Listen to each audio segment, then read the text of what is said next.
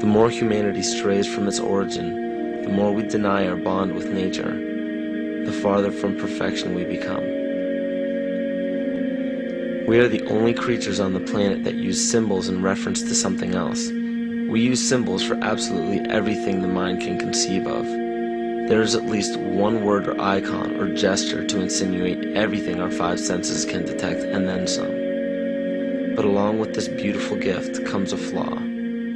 Most people are unwilling to seek and create their own interpretations of these symbols. Instead, they blindly submit to preconceived definitions and connotations given by sources unknown.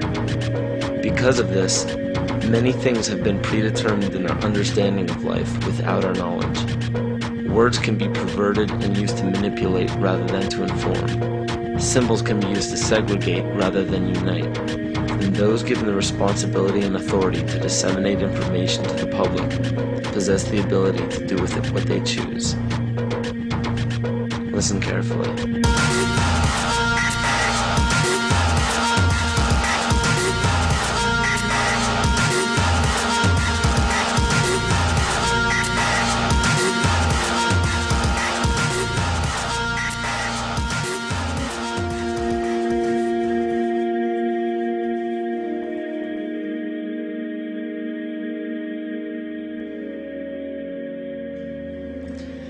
Every 26,000 years, our solar system passes through the 12 zodiac signs.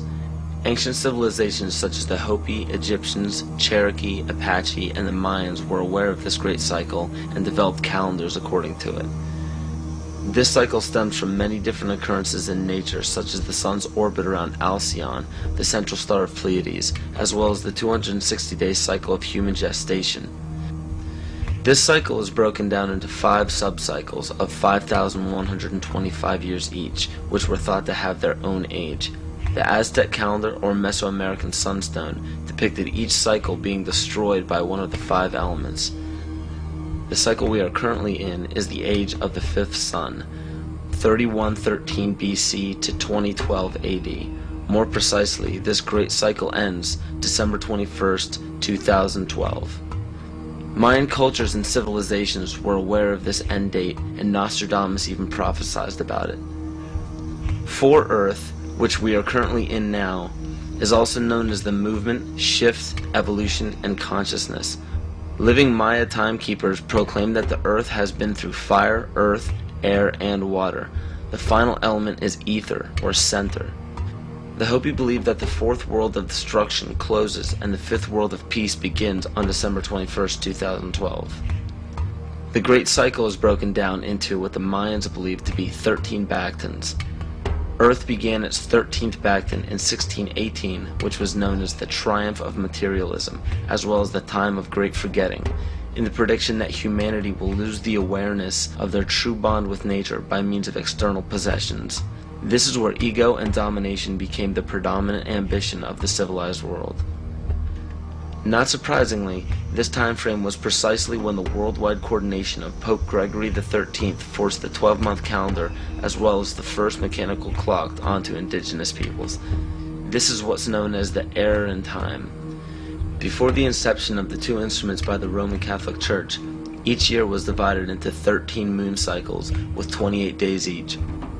But the most detrimental part of these 2 instruments is the insinuation that time was something external, something inorganic and outside the body that we must watch and obey. The 7th century Mayan prophet Pacalvatan left a powerful message for future generations of evolution. If humanity wishes to save itself from biospheric destruction, it must return to living in natural time. He also foretold of our accelerated technological society and of the damage of our collective divergence from natural law in exchange for material values. Astrology and the studies of the heavens are as old as civilization. Throughout the past several thousand years, new religions have all but replaced the pagan religions of prior years.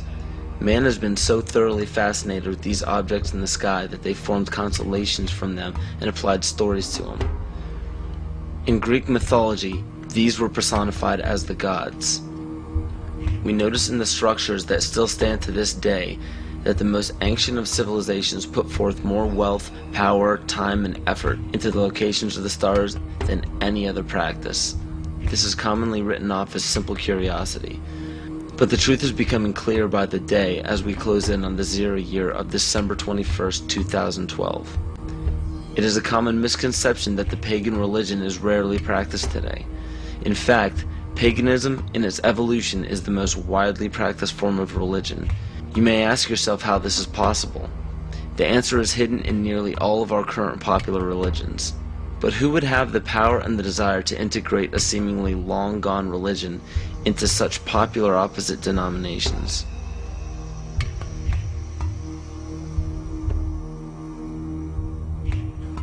Dr. Adam Weishaupt was born on February 6, 1748 in Ingolstadt in a city in Bayern, or Bavaria, Germany. This interesting character was the son of a rabbi and converted to Catholicism after his father's death. After studying French philosophers such as Voltaire, he supposedly learned the teachings of Satanism in the French royal court. World-famous central banker Mayer Amschel Rothschild of the Rothschild dynasty chose Weishaupt to create the Coven of Golden Dawn, which to this day is Rothschild's private coven. Amschel Rothschild, for those who are unaware, instigated the American Revolution, America's supposed liberation from Britain.